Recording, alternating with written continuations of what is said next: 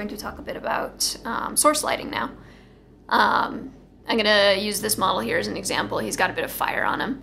Obviously I haven't finished up the fire. But a common problem that I note when people do source lighting is that they will take the brightest color in what is glowing and they will add that onto the model. That doesn't often work because if you're doing fire, if you're doing orange fire, if you're doing green fire or purple fire or whatever, the brightest color is most often yellow, and it looks kind of strange if it's a yellow glow on him. So I'll show you kind of what I mean. I'll go ahead and finish up his fire here. I'm going to make a green fire. So base coated it in some yellow for you so you don't have to sit there and wait for it to dry. Add some green in there. And finish the tips of it. I'm just dry brushing real fast here. It's nothing fancy. Alright, so he's got green fire going on. Probably the best color to source light on him would be green. But which green? I've used two greens here. Here's my spectrum of colors that I've used for the fire. And the answer is going to be both of these two right here. If you put yellow on it, it'll look kind of strange, which you can see for yourself if you're painting something up and you put yellow on it, it looks a little odd. So you're going to want to put your brightest green, because the fire is green. That's why we're putting green source light, because the object is green. So yeah, if that makes any sense.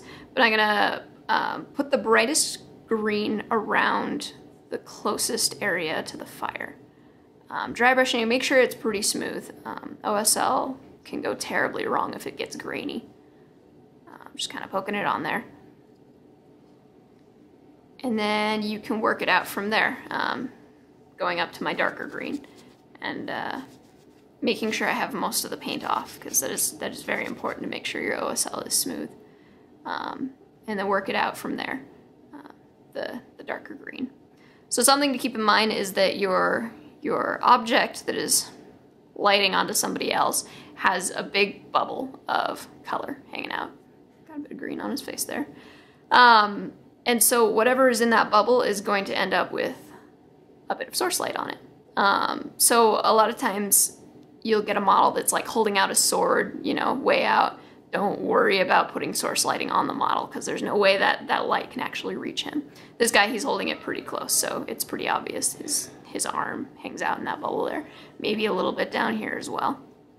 But keeping in mind that bubble, the brightest parts, of course, are going to be hanging out around the object that's actually glowing, and then it's going to get darker as you get farther away. I would stay away from super dark colors or anything that's really darker than what the model is already painted, because it starts looking a little strange. Then you start getting dark light, and that clearly doesn't make sense.